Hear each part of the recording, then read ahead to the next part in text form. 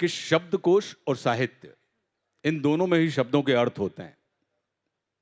लेकिन क्या वजह है कि शब्दकोश के रचयिता का नाम हमें याद नहीं रहता, लेकिन साहित्यकारों के नाम जब तक हम रहते हैं तब तक हमारे स्मृति पटल पर रहते हैं।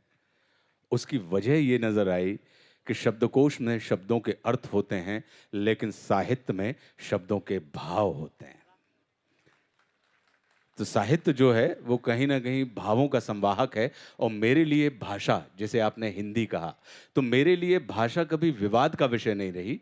भाषा हमेशा संवाद का कारण रही है। और मेरा ये मानना है कि दुनिया के तमाम विवादों को अगर आपको हल करना है तो संवाद का सेतु स्थापित कर लीजिए। आप पाएंगे कि वो विवाद जो है संवाद में परिणत होकर कहीं ना कहीं हमारा और आपका संवर्धन करने लगेंगे। सम्मिलित करने और विवाद में न पड़ने की जैसे आपने बात की, तो मंच पे इससे पहले जो 4 लोग थे, जिनमें से 2 को हम कहेंगे फिर भी एक ही प्रांत को का प्रतिनिधित्व यहाँ पर कर रहे थे, लेकिन एक पंजाब, एक गुजरात, एक उत्तर प्रदेश और बोली बिहार की भी। तो उसके बीच साहित्य का मंच किस तरीके से सिर्फ हिंदी नहीं बल्कि वो लोक, वो स्थानीय भाषाएं, वो सारा कुछ है। और इसीलिए मैं यहाँ पर अपने इस जिस पर हम विमर्श कर रहे हैं हिंदुस्तान पर, कि वो हिंदी क्या है। क्या वो हिंदी उर्दू से मुक्त है?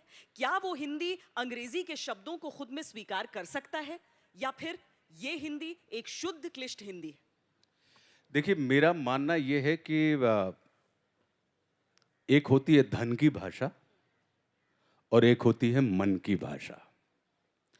तो हिंदी जो है वो हमारे मन की भाषा है।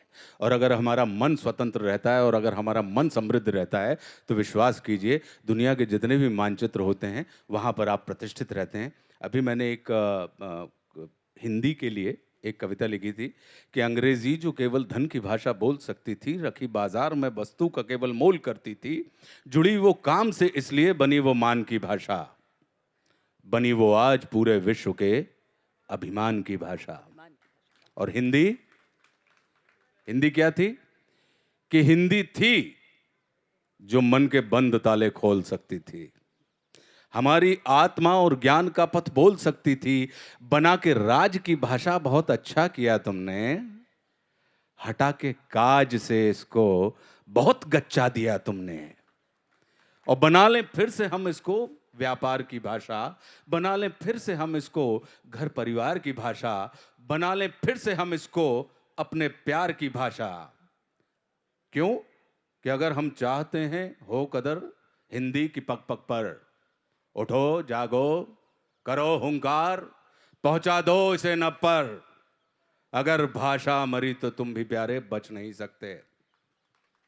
अगर भाषा मरी तो तुम भी प्यारे बच नहीं सकते। भले ही हो करोड़ों गुण, तुम कुछ रच नहीं सकते। महज भाषा नहीं ये माँ हमारी हमको रचती है। हिंदी क्या है? महज भाषा नहीं ये माँ हमारी हमको रचती है। बचेगी लाज जब इसकी हमारी लाज बचती है। और छोड़ा गर इसे तुमने तो तुम भी छूट जाओगे। ध्यान रहे, छोड़ा गर इसे तुमने तो तुम भी छूट जाओगे। और दुनिया नहीं, तुम खुद ही खुद से रूठ जाओगे। तो क्या करें कि उठो जागो करो स्वीकार इसको, प्यार दो इसको, तुम्हारे मान का सम्मान का संसार दो इसको।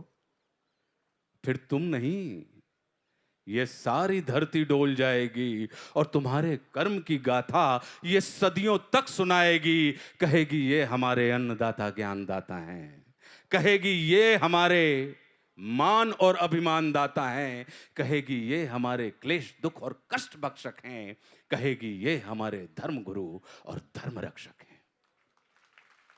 तो ये मेरे लिए हिंदी है श्वेता। मुझे लगता है यही सबके लिए हिंदी है जी। एक ऐसी बोली जिसे आपने माँ कहा है जी। और ये माँ जो सबको अपने आंचल में समेट के रखती है। और उसी तरीके से हम सब एक साथ, और ये हमारा हिंदुस्तान कहें हिंदुस्तान कहें, उसी से जुड़ता है।